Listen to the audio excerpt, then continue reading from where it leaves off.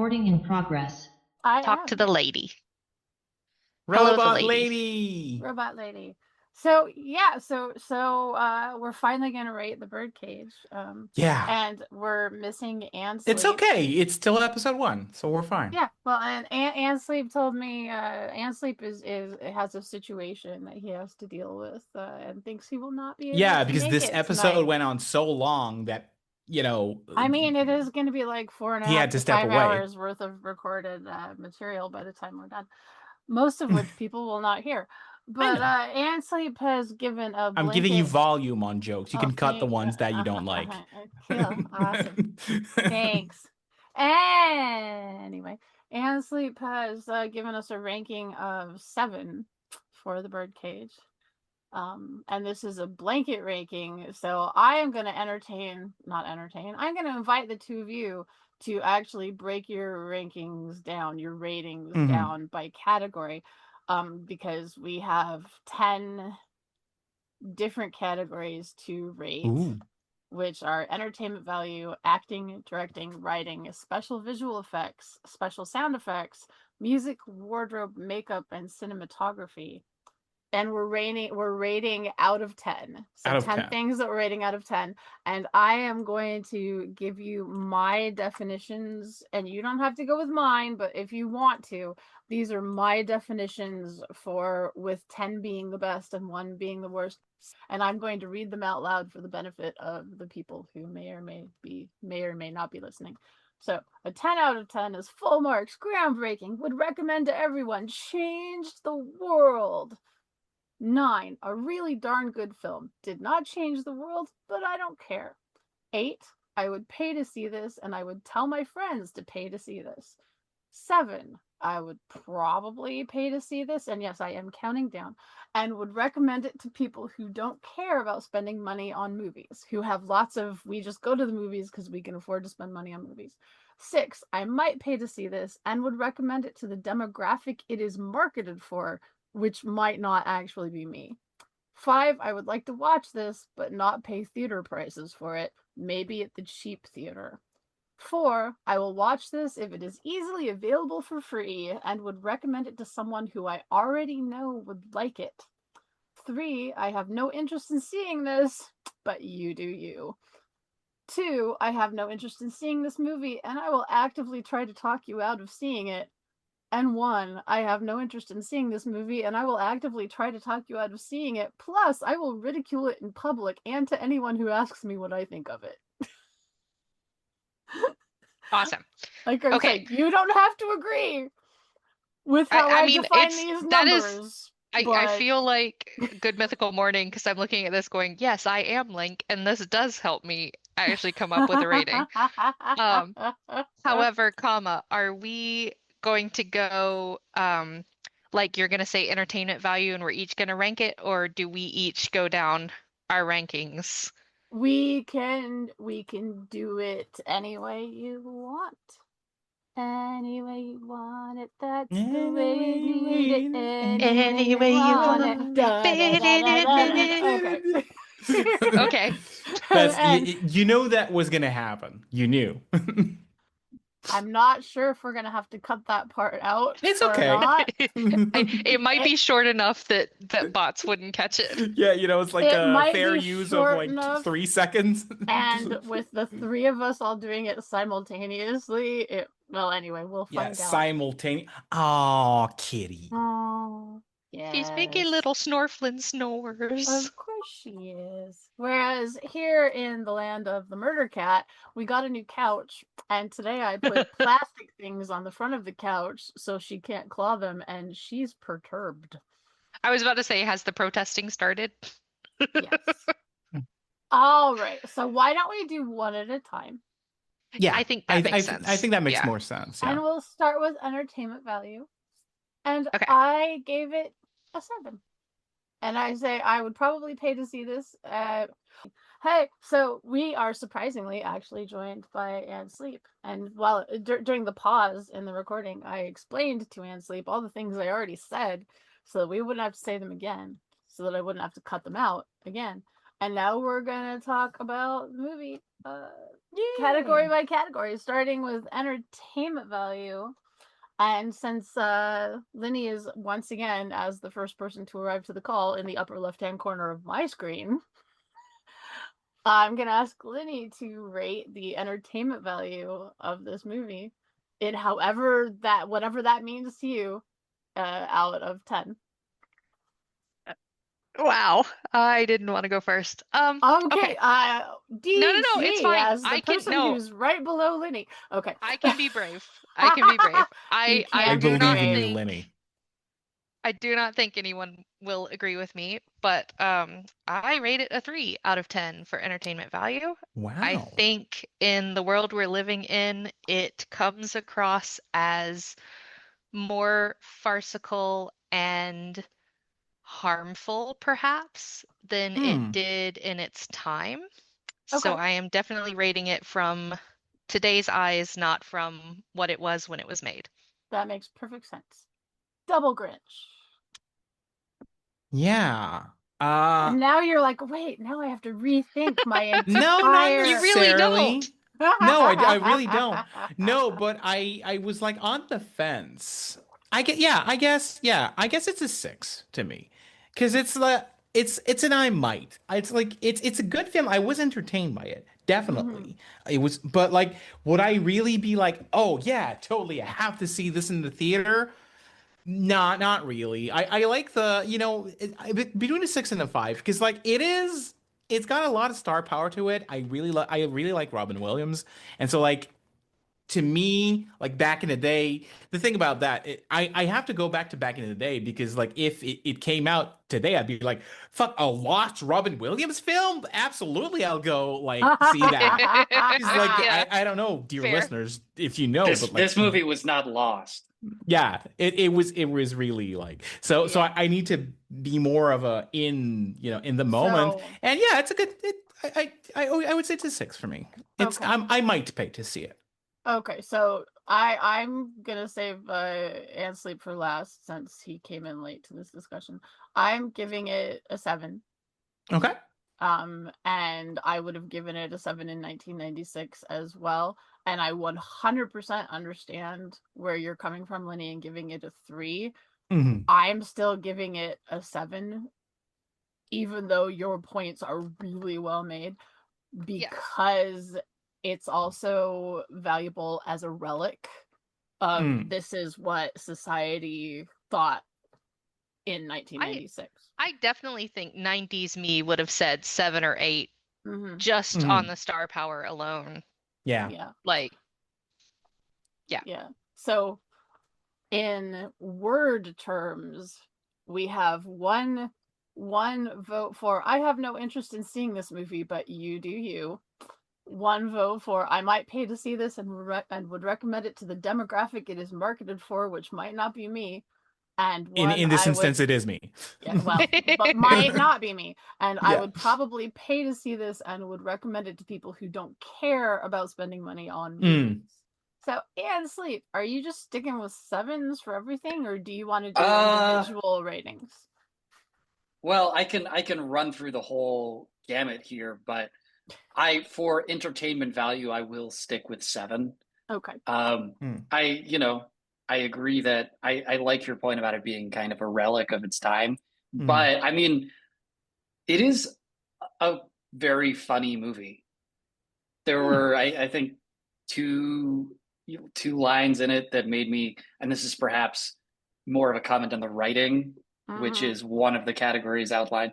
There were two moments that had me just like cackling, Mm. that I think would be funny in any era. One is the aforementioned, it's just an aspirin with the With A the and the S AS. Say scratched yes. off. That was Yeah. great. Yes. The other one is the part where Robin Williams is teaching Nathan Lane how to be like a manly man, Yeah, and he that was tells good. him, Oh. I thought that yeah, was you were he gonna tells name him to that. walk like John Wayne, and he does this like John Wayne imitation, and Nathan Lane turns around and goes, too much, and Robin Williams goes, no, it was perfect. I just never realized that John Wayne walks like that. And It's a it's perfect actually joke. like a very, like, in a modern context, it's a great joke about like the way that gender is performative, you know? Yep. Yeah. So like I don't know. I think it's in some ways it's a good hangout movie because it's got these characters. It's an ensemble cast, and it, Sorry, I'm laughing because I have a follow-up comment. Lenny has a follow-up comment. That's why I'm laughing. it's ensemble-esque at least. It's just kind of it does devolve into broad farce, and depending on your feelings about broad farce, especially like French farce, um, which I can kind of go either You way mean on farce? comedically. Yeah, I do. That's what I meant.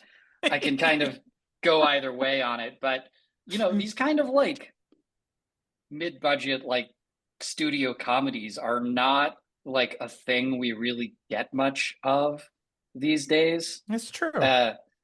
It's kind It's a of very 90s film. it's yeah, it's kind of a relic in that sense too. I mean, they might come back. I hope they do come back, but like yeah, All it's right. definitely a fun viewing experience that I would Okay. mostly Nope. recommend. Lenny, what's your follow-up comment? Have we discussed how many times I cried watching this movie? Hearing you describe this as a comedy and that it could be a good buddy movie, I cried 6 times. 6 times. And A yes, lot I of laughed at times. the aspirin. That was adorable. But I have cried more times watching this movie than maybe I cried when I found out Robin Williams died. Like, Yeah. there are so many moments that are made to be are written to be this punchline moment that are punches in the gut instead. And I can't see sitting down with somebody today and going, "Hey, let's watch this Robin Williams movie. It's so Can I funny."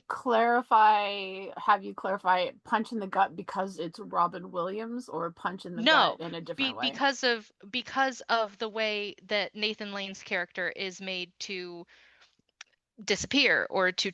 change or to Yeah. shift, and made to be the problem for existing in a genuine way that Mm. makes that character happy. Um, and because of course the sun is where the sun sets, so of course we have to do what he wants. We have to kowtow and we have to change everything about our life for this one character who doesn't appreciate it and kind of Mm. just steamrolls it like, well, of course you're gonna do this for me. I, heartbreaking. That's Heartbreaking. fair. Yeah, I mean, and as um we pointed out in previous recording evenings, yeah, Val's a douche. Yeah, he's really. I don't like Val. some other D Val's words too. yeah, He is definitely a very sort of, especially by modern standards, like selfish and yeah, Barbara's gonna It's leave him in a probably month. 2 days after. Oh no, I'll give her till her 21st birthday Fair. Mm. because she Okay. had she's and hopefully she won't It have just already popped out 2 or 3 children by then. But anyway, likely again. Yikes. So again, I can definitely I can see 90s Lenny going like, F yes, we're in my basement, let's pop in the VHS, like, cool beans. Oh, can we go back there? But yeah, I mean, simpler times. to But like 97. I don't want to to go back to now, 97. I Come was on, kid. Think of all the money you could make through Apple I was stock or 11. whatever you were supposed to say. okay. I Yeah. probably wouldn't have been allowed to watch it in 97, so we'll That's Well, say fair. mean, Probably me neither. 2000s Lenny.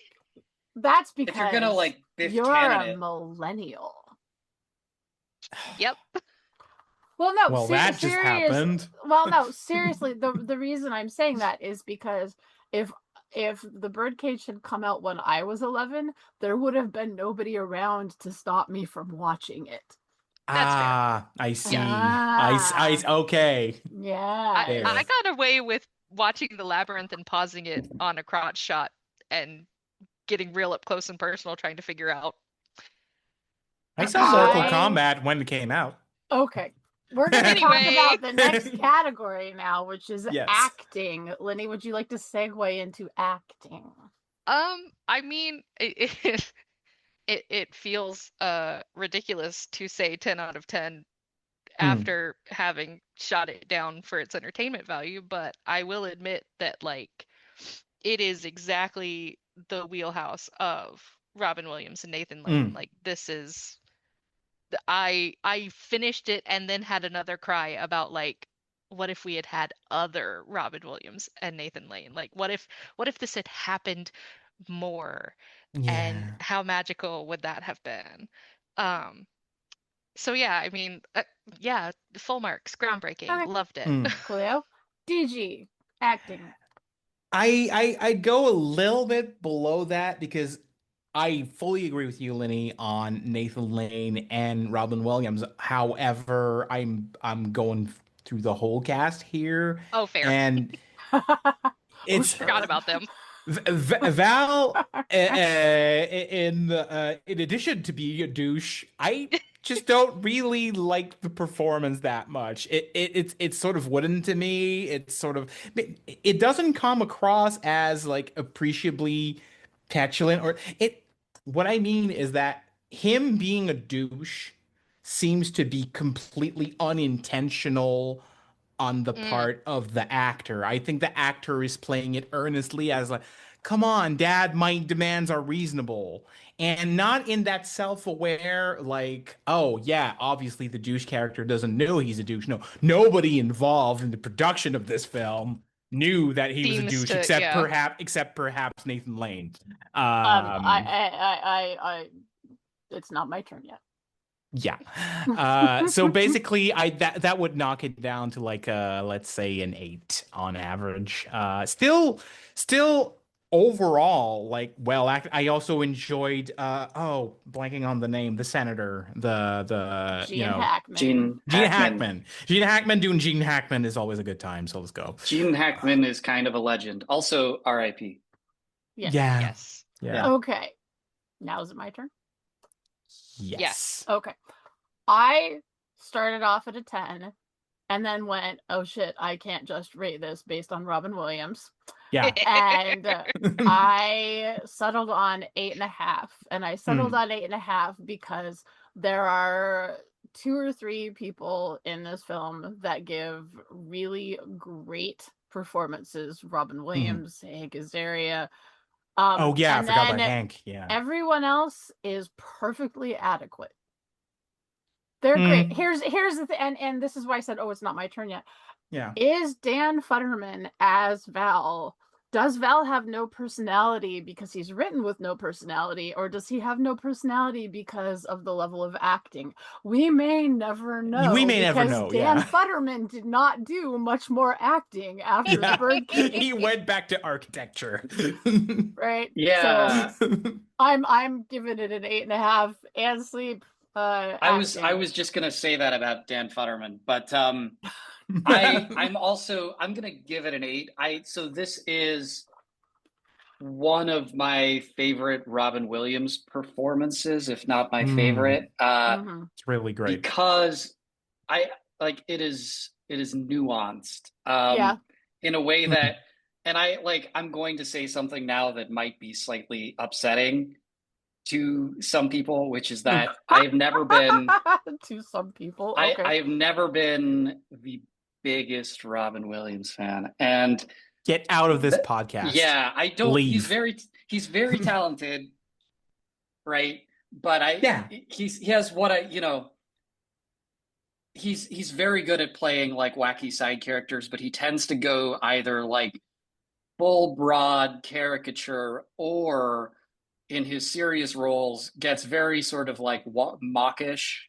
And this film is like this performance is like right in the middle of those two in a way that works really, really well. It's got Hank Azaria doing the full broad thing, which I just love Hank Azaria so much because of The Simpsons, but also a lot of his I tell anybody who will listen to watch a show called Brockmire, which was like the anti-Ted Lasso, in that it was dark and cynical and mean-spirited and also hilarious. And it was also a sports comedy about baseball, but you didn't need to know or care about baseball in order to enjoy it.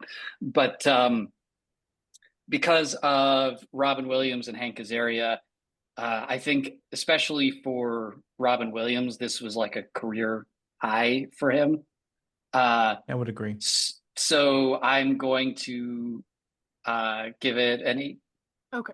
Also, and I may have read this or we may have talked about it previously. I can't remember. But Robin Williams was actually offered the role that Nathan Lane ended up playing and No. said, no, I want to play Armand. So I feel like, I mean, we don't know what that universe would have been. I'm sure he would have, because definitely Robin Williams can go full caricature as you said, EnScenic. But yeah, then I think he was way better suited to the part of well, and Armand. they didn't want Nathan Lane.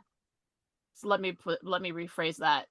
Some of the powers that be didn't want Nathan Lane because nobody knew who Nathan Lane was outside of the Broadway community. His I peers guess, knew yeah. who he was at that point, but he didn't have a motion picture presence, and we all Fair. know how that worked out. So, all right, directing, directed Directing. by Mike Nichols. Yeah, the great Mike Nichols. Yeah. Lenny is gritting her teeth. I mean, can I abstain? I don't know how to vote for directing. I don't watch something and go, "Damn, somebody really had their eye on that." So I'm gonna tell you right now that if you watched this movie and you didn't have a moment where you went, damn, somebody really did a thing there, that is a description of your opinion of the directing. If the directing didn't stand out for you, then give it a neutral ranking. Okay, I might be tisming too hard about this, but I'm also not sure that I could look at Lord of the Rings, which I think demonstrably won some directing awards, maybe. I don't know. It's what came to mind.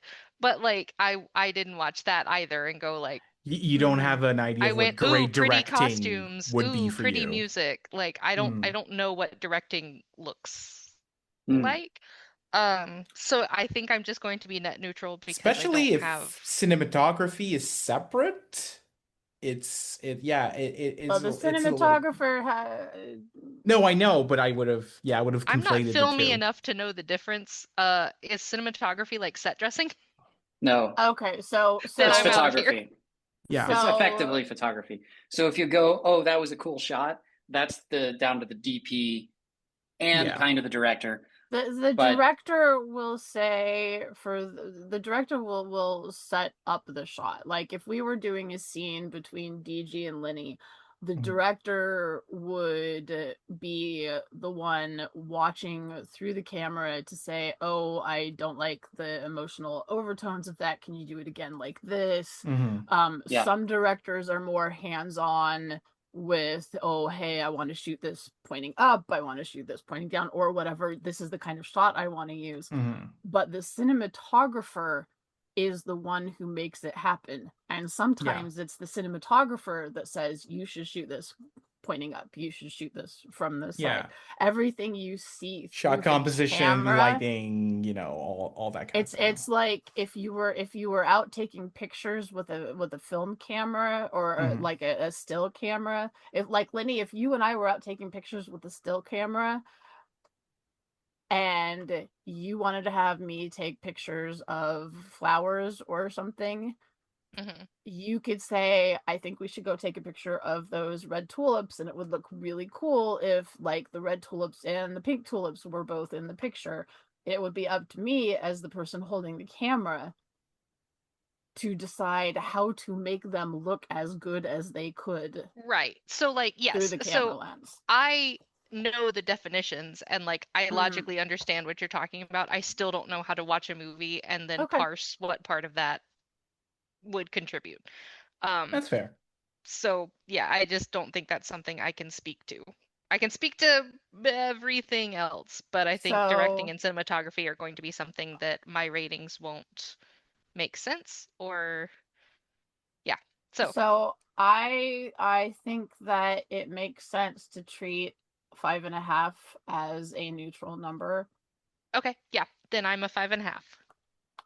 Which I'm gonna do on both of those. And the reason why I think it makes sense, even though technically by my written definition, that Yeah. is in the I might not watch this or I might pay to see this.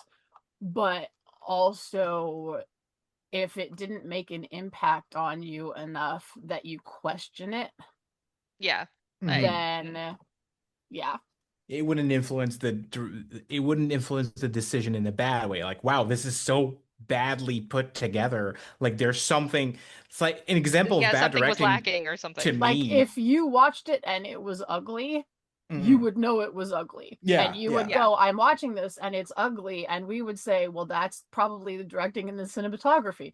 Yeah. So, Yeah, anyway. there's also like maybe camera movements or something that take you out of it that make you wonder like, wait, what am I looking at? Like I they'll mean, they'll then to be cut from one fair, I guess character I to another and be didn't like, have Star that. wipe. yeah, So, yeah. yeah, I mean, I'm comfortable with 5.5, and we can move on to people who actually Okay. have Double good Grinch. thoughts. Hit me with a directing thought. Uh, yeah, competent. Not I think it's well put together in as much as I'm not a film buff either. I'm not gonna pretend like I have like specific insights into the directing. And also sometimes I have trouble being like, okay, is that directing? Is this the actors? You know, usually Yeah. though it's the directing. Usually, unless it's really like the depth of the performance, just like, okay, like the movie is put together well and flows in a way that makes sense. I think it's competent. I think it makes sense. I'm gonna give it a 7. Okay. Mm. I also gave it a 7. Mm. And I gave it a 7 because as far as Mike Nichols films go, it's pretty straightforward. Mm. There's Yeah. not a lot of there's not a lot of innovation happening, and I feel like Yeah. a 7 is accurate. I'm also gonna give this a 5.5 Okay. with Lenny. It's very journeyman-like. There's no there's nothing like it's very serviceable. It's not like a tour de force autorial performance, but it is good. It's fine. There's like nothing wrong with that. I don't mean that in like a bad way. Mhm. I don't recall being like, oh man, like that was a That was a great like choice. that was a really bravura shot or something. Like Mhm. it, the mise en scène is pretty good, especially in the different So scenes. pause for a second and translate what you just said for people who do not know. Oh Well, no, DG knows. I I know. know. It's It just means everything is in a I scene. don't think Liddy was like, I don't know what you mean. I think It's it I like like I the in word. I like want the phrase. to remind you Oh, that there we are other hope that listeners. other people will listen to this. And so that was Okay, for the so benefit you of know how people when you're who aren't cooking, in right, the and you have a call mise en right now. place, there's a it's mise en yeah. scene. It's similar to that term yeah, in I'm a method podcaster. I have to think like it's a so real so you conversation. so you live with a microphone. So like Yeah. Yes. Yes, you yeah, can see it on the you screen live in right a now. you camp in a recording studio for a month before we start filming. So like mise en scène in filmic terms, we just mean like everything is in the scene that is like information you're supposed to be getting. So, Mhm. especially in scenes where we see the apartment and then we see the apartment redecorated, which played as a really good visual joke. But the first time, at least for me, when I saw his apartment, which I loved his apartment, I would, I was like pausing and looking at all the little like artifacts, especially after there's that scene where we get so sort of like emphasis on some of them, and I guess the joke is that there's a lot of dicks in there, but it is Mhm. kind of like funny to pause and go through and see just how they sort of like did that. Um, Wes Anderson, for instance, is a director who like pays a lot of attention to mise en scène, and Quentin Mm. Tarantino, where like you Yeah. can freeze frame it at any point and then just kind of like look at how they've arranged every like visual thing in that shot and how it sort of like gives you more information. For instance, maybe who these characters are. Mm. about like what's going on. So I thought that was done pretty well. I have a soft spot for Mike Nichols because of his film Dave the Dolphin. Just kidding. Because of The Graduate, which Mm. is a movie that was at one point quite important to me. But it's fine. It's a well done journeyman like endeavor that I don't think particularly shines, but also doesn't drop the ball. So 5.5. Okay. Lenny, Good. writing.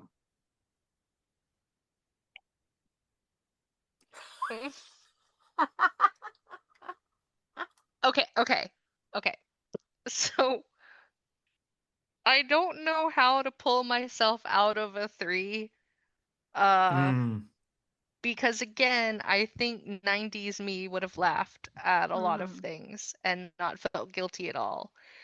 And then there's me now going like, that was the cheapest shot.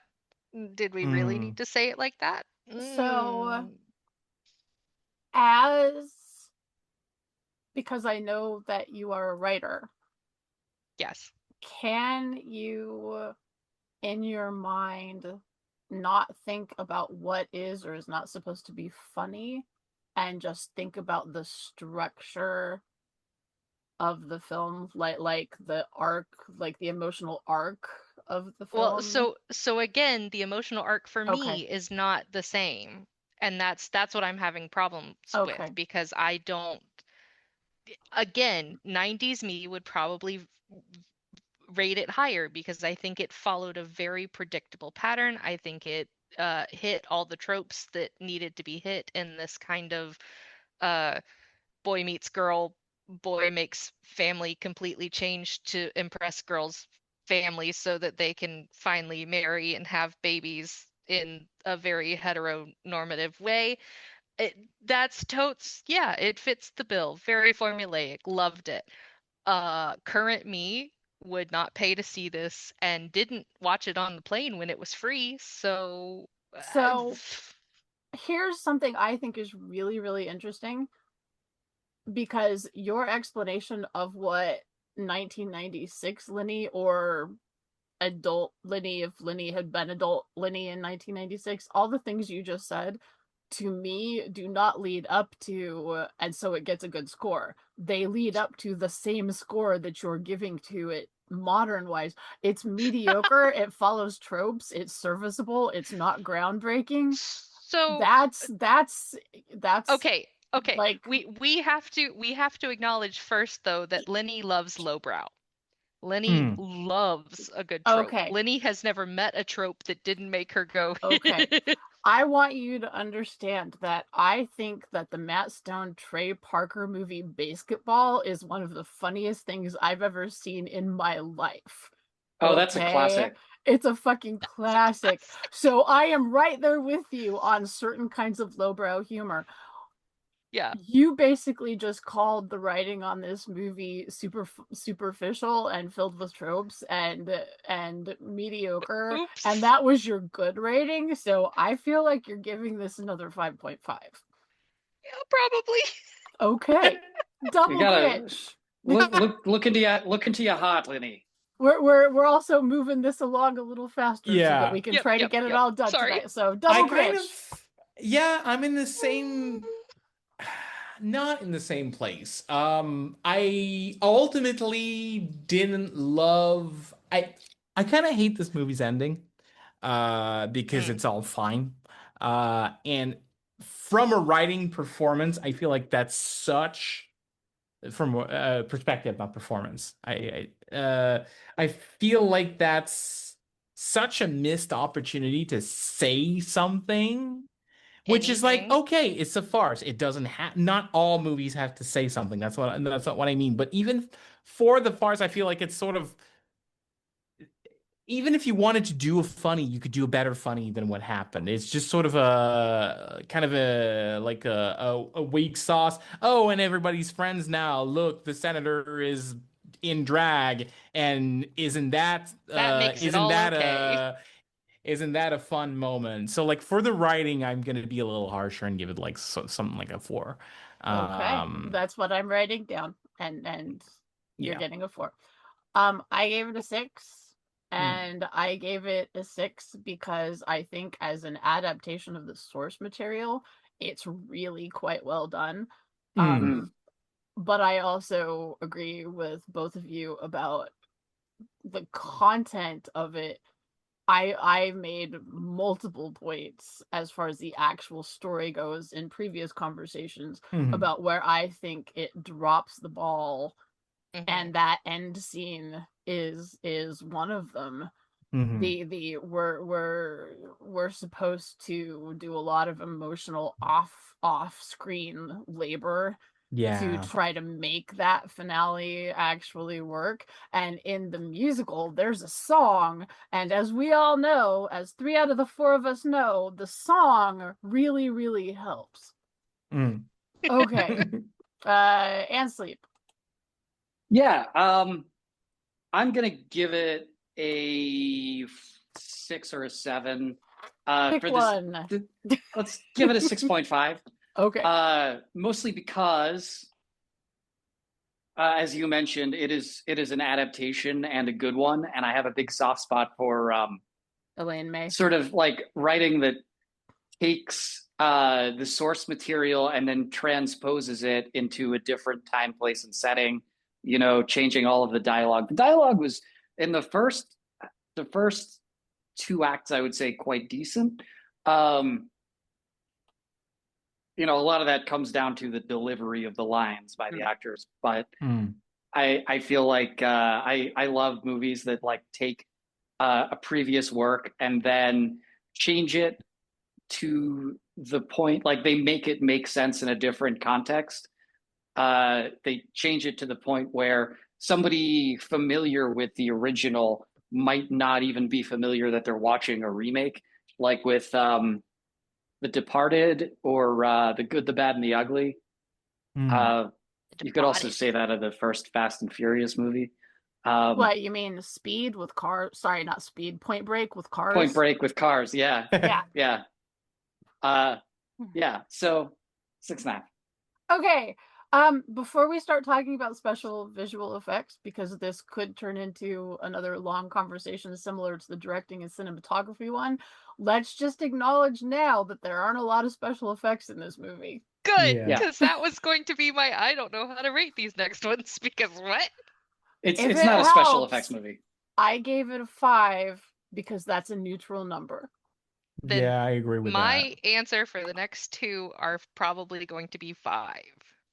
We'll talk about sound in a second because I don't Visual think for sure it's a 5. Okay. Double Grinch. Yeah, it's also kind of there's nothing specific to say about it. Let's say 5. And Sleep. Yeah, it's not a special effects movie, so I mean, it all works. There's, you know, everything looks legit. It's gonna get, you know, there's no egregious moment where you're like, oh, like not, you know, the like that's CGI wasn't a super big thing in 1997, but yeah, there's you know, there's no obvious green screens. There's you no just know that if yeah. this came out today, there would be like something Yes. like that in there. Give me a number. Yeah, Give me a 5. number. Give me a number. Okay, so I'm gonna lead off. I will tell you, Lenny, for special sound effects, I gave it a 6 because we're sort of lumping sound design into sound effects, and there is a lot of sound design here because you've got crowd scenes and so on and so forth. So I gave it a skosh above neutral because they had to do 5.5. 5.5. Double Grinch. Yeah, I'd agree with that. It's competent. It didn't stand out to me. 5.5. And Sleep. Yeah, agreed. 5.5. Okay. Music.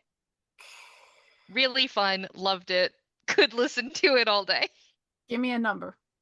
8. All right. Double Grinch. Yeah, I really enjoyed the soundtrack, actually. I felt like it brought me into the world. So, yeah, 8 sounds good. 8 sounds good. And Sleep. 6.5 because 6.5. as DG said, it does a very, very good job of helping build that world. I think, as we discussed previously, most of the music is diegetic, so it's which Yeah, I I enjoyed am a that big too. geek for. It's not a soundtrack I would just put on out of context. It's not really my thing, Mhm. And but as yeah, 6.5. previously discussed by me, I gave it a 7 because I think it's a very functional soundtrack. Um, Also, it leans a little too much on. It doesn't have a lot of variety, is how I'm gonna say. They could have Yeah, included more music of the time of the area, but hey, we like Gloria Estefan. She's awesome, so let's highlight her a couple times. All right, and the Lenny. Miami Sound Machine. And the Miami Sound Machine. And Let's the not Miami forget them. Sound Machine. Lenny, Yes. wardrobe. Wardrobe. So again, I feel like a child, but I think it's an 8 because I was kind of in love with it's very indicative of the time, but also like I don't know, I just really felt like each character had wardrobe changes or wardrobe that was like perfect for the douchery that they were delivering or for the flamboyant fun nature that they were, you Val's know, leather jacket is right. so Oh is my so God. like it encapsulates the Yes. 20-year-old idiot. I'm getting Idiot. married and you Yes. can't tell me no. And I'm in charge. My destiny. All Anyway, right, so Double 8. Grinch. Same sentiment, but I'd bump it up to a 9. I really, Okay. really enjoyed how they made it. And it's not too much. It could have easily been too much, I feel. I mean, it's a drag club. Obviously, it could have been, and they went there, but like it's okay. I'm not going to say that I have the most experience, but it feels like it could have been more caricatured or more Mm. um I'm grasping for a word here. Like they could have done it in a way that felt inauthentic and they didn't. I feel like they did at least a little bit of their research or had the right sensibility. So like to me, really great job. Got it. And Sleep. So yeah, I'm gonna give it a 9. I would, and at times, as I'm sure you remember, have dressed kind of like Robin Williams in this movie. Um, Yes, Same. what people uh, who have not met Anne Sleep in person might not realize is that for a while, and perhaps still, he had a truly amazing collection of jackets. yeah, very loud. I'd Yeah, it love was to see kind of some of my them. con wardrobe to a certain extent, but I would wear Yeah. very like loud suits and stuff. Not loud exactly, Yeah, but fun. it had You know, personality. non-boring. Yeah, whatever the Non-boring. opposite of somber is, you were the And Vivid. anti-somber. And it kind of Yes. felt like, a little piece of it's one thing that I loved about con culture is it felt like a little piece of me that could be expressed more comfortably than in everyday life. But I also want to talk about the wardrobe of the sort of Gene Hackman conservative family, which I also think is pretty perfect. You know, they I don't know how I would describe it exactly, but when you see their house and like the way they're all dressed inside, it could not be further from like Hank Azaria, Yeah. who Yes. like refuses to wear shoes. um yeah, like it's yeah, like I've met Doesn't even people like have that, shoes. and you yeah, like I fall over. So, Yeah, like you okay. walk into their house and you immediately know that like this is going to be an awkward Thanksgiving dinner. Mm. I will tell you, and perhaps this is because I was an adult in 1996. I started off at a 7 and then I raised it to an 8. And I raised it to, well, go backwards. I started at a 7 because I think they chickened out at actually showing realistic gay culture. It can't all Mm. rest on the shoulders of Hank Azaria. right? Fair. But I bumped it up to an 8 because of the way Nathan Lane looks in his tuxedo at the end of the movie, which, as I pointed out, when he's not trying to be something he's not, he comes off as being the most masculine he is throughout the entire movie. And part of that is because he is comfortable in those clothes. And in all of his other man outfits, he is very clearly not comfortable. Mhm. Yeah. All right. Makeup.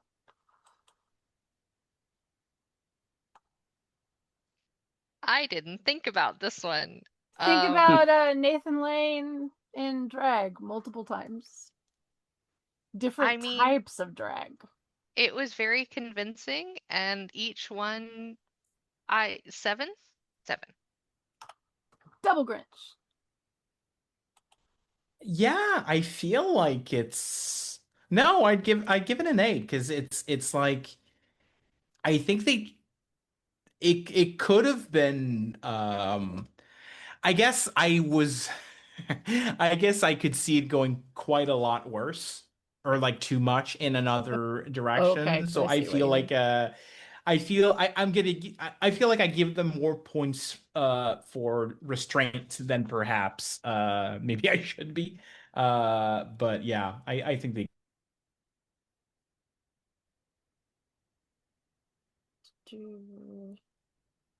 Hold on, I'm doing math while we talk. it's okay. I'm trying to Oh steal no. Robin Williams's look. And sleep. What is your ranking for makeup? Probably a 7 or an 8. So you want to call it a 7.5? Let's call it a 7.5. And why? I basically what DG said. So basically what I'm hearing is nobody has real opinions about the makeup. Except for me. Not really. I don't really do makeup for myself, so I gave it an 8, and I gave it an 8 for a couple reasons. Reason one is all the fake tans look really, really real. I thought those were I just fake dads. give them an 8 because of the contrast between Albert as the beautiful drag queen on the stage and Albert, the sort of East German Hausfrau, etc. So Yeah, in character, it's like, wow, you're really good at this. all right, we already know that we've done a 5.5 for Lenny for cinematography. Heck yeah. Double Grinch. I'm starting to remember. I mean, there's a few like really pretty establishing shots and like I guess I mean, I'd call it B-roll, but it doesn't make sense in a film. No, that's B-roll. Yeah, That's the correct term. yeah. And it does bring you into the, oh yeah, this is 90s Miami. Like a good thing, pretty colors. Otherwise, it's yeah, I guess that's a 7 for me. It's good, not fantastic, but good. Like over above average, I would say. It's a Okay. pretty movie. So a 7? Yeah. Okay. And sleep. Yeah, I'm gonna give this a neutral 5.5 because it's fine. As we sort of touched on in directing, it's very workmanlike. It looks, almost like restrained by modern standards. I typically try to engage with a piece on its own terms, but the scene in the beginning where he's walking through his club, if this came out today, that would have been like a really flashy oneer or something. And it's not, I don't think. I can't remember. I'm pretty sure it wasn't. So They, you said 5.5? yeah, Hold on, because I'm doing math simultaneously. I gave it a 7. And I gave it a 7 because in a lot of places it is very pretty. It doesn't break any ground, but it does a really good job of establishing the area that they're in and giving you the sort of feeling of the culture based on what you're seeing. And especially, I like when Albert is off going to the shops. Like, that's a yeah, really small little section of the movie, Mm, but you really get to see that in his world, Albert inhabits his space. yeah. So yeah. Lincoln Road Market, I think. interesting. So so I've added everything up and I've done the average for the total for everybody. And first of all, we have enough fractions that I had to round up or down based Hmm. on what we have. So for Linny, we have a solid 6 because you had a 6.3. That 10 for acting really balanced out that 3 for Mm, entertainment value. To recall for everyone, a 6 is I might pay to see this and would recommend it to the demographic who don't care about spending money. Sorry, I just conflated 2 lines. Let me say that again to remind everyone. A 6 is I might pay to see this and would recommend it to the demographic it is marketed for, which might not be me. That's I pretty think solid. we need to tinge that with, a little bit of, but also the way the movie hits in modern times. Having seen it, Lenny, Mm. you would never watch it again. Nope, I don't think I will. Yeah. Everybody else ranked it a 7 oh, with a low of 6.6 from Ansleep to 6.75 from DG and 6.85 from me. And a 7 was I would probably pay we're to see original. this and would recommend it to people who don't care about spending money at the movies. But like Linny, I have no interest in watching it again. The only way I Yeah. would watch it again is if, for example, there's a revival coming out of La Cage aux Folles starring Wayne Brady and Billy Porter. Wayne Hmm. Brady and Billy. Wayne Brady. Oh, fudging heck. And that's the thing is, if I had a chance to see Oh, Wayne Brady. Okay, Wayne I Brady and thought I Yeah. Billy knew that name. Porter, No, I know if who that is yes, now. if I could see that, chances are maybe I would want to watch the movie and do a compare and contrast. Oh But yeah. that is Mm-hmm. the only circumstance I can think of under which I would really want to watch it again. Hmm. Yeah, Now, that's fair. what DG and Ansleep, would you watch it again for any reason? Only to steal Armand's looks. Mhm. Honestly, or to for Deco and to me, the only rewatch value in that movie would be aesthetic. In that, like, it's the lasting impression it gives on me. Ironically, is not like the earnestness or like the story. I'm a little bit with Linny, as in like the what it's trying to do emotionally doesn't really land for me. But I I do love like late 90s gay fashion. So like like yeah, I want an apartment that looks like that and yeah, I want to dress like that, you know. It's but that's the only reason. Is it Mm-hmm. sort of fucked up that I kind of like it when they turn it into the weird monastery set more than I like it when Yes, it's it is fucked up. It's so weird. I okay, you do you, but they okay, okay. butchered that Hear apartment, me which was hear me perfect out before. here, okay? Vampire movie. Okay. Okay. Okay. Different film though. Yeah, completely But different. okay, but But okay, I what see if that, it and I okay, raise okay, you okay. No, gay listen.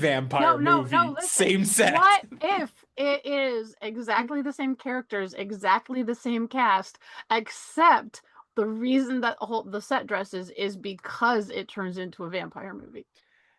Okay, Lestat comes So, out from I behind like the what I curtain. so like From Dusk Till Dawn, but set in Miami Beach. Oh my God.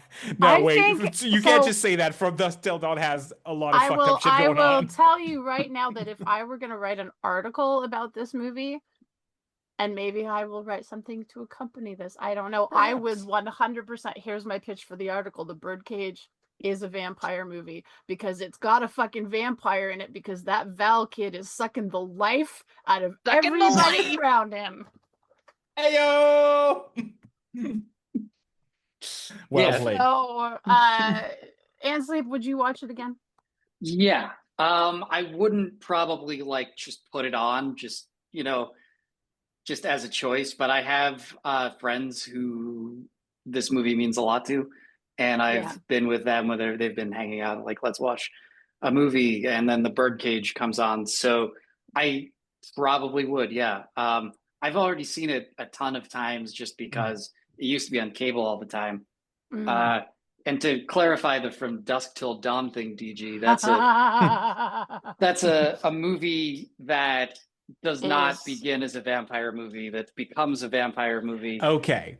I as a see what you twist. mean. I see what you So mean. like Psycho Okay, is I kind of see like how that. you meant it, and it's not because, Yeah. like, when I think about From Dusk Till Dawn, I think about all the stuff that happens in it. I'm like, wow.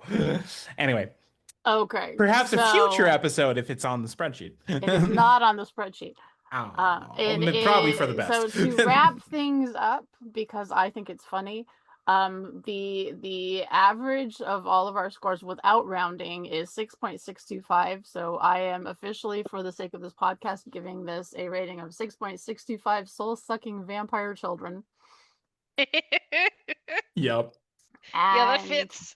I want to thank Lenny, who is in the great state of Georgia, which has done amazing things this week politically. Good job, Georgia. And DG, who lives in another country entirely, which has its own issues. But congratulations on knowing all the words to Canada. And I actually don't.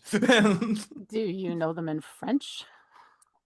I know, Potential. okay, I know them in French, I know them in English, and I also know the bilingual version they play at hockey games. However, that's only the first verse.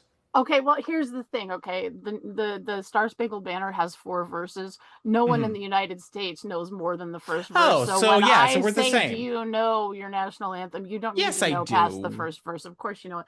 Also thank you to Ann Sleep, who is of course in the great state of California, which, as we are all aware, has the same financial power as most small European countries. And thank you for talking about the Birdcage. I've been, Thank you for Noelle, and Noel, I live who in lives Chicago, in which everyone Illinois, else gets to live which in. No, has no, no. a lake. I live in Chicago, Oh, which that's is not its own Illinois? entity. It's not the same. I always I've never conflated Chicago and Illinois. Yeah, When people are You like, conflate me to Canada. That's the but second we largest do it country in the because world. it's funny. yeah, Well, there is okay. Lots of something And walking. kind of also, I don't know if I want to out your location too much. Yeah, If you It's want to that's out okay. your I forgive you, location, eh? feel free to out your No, it's fine. It's location. fine. It's fine. I'm just being contrarian. Okay. How do you say that word in French? In French? Yeah, I don't. French.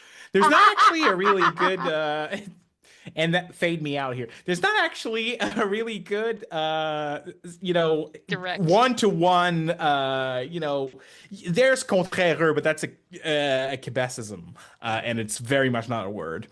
So basically, we don't have a catchphrase. We don't have a way of ending this yet. And when we Yeah, do that's come why I up was with giving you a one, fade out on well, mad rambles of a French person. yeah, okay. That's I'm it. sorry. Please join us next time where we'll be talking about the classic black and white. I guess we have to call it a kaiju film now, thanks to the Yes. Japanese. well, The retroactively. original version of King Kong, which Linny has said she's not that interested in watching. But Linny, I just want to throw it out to you that if we're gonna have like 5 different evenings full of talking about nonsense and every once in a while talk about a movie, I feel like you should at least read the Wikipedia entry. Okay, I And can on commit that to that. note, good night, everyone night. out in movie land. Tune in next week for episode 1. Yeah. 2. No, right. No, it's one. always Still- episode 1. It's always episode 1. For the next Episode Get your one part. part- popcorn for the next part. Part 2, yeah. Episode 1, part 6, or whatever, Start because popping your because- popcorn now. we are adopting the same titling logic as George Lucas. Oh Yes. no. Okay, that's a whole other conversation, and that is a great That's place another episode, to which will still stop be episode 1. the recording. Recording stopped. To be continued. Please join us next week for more of It's Always Episode 1.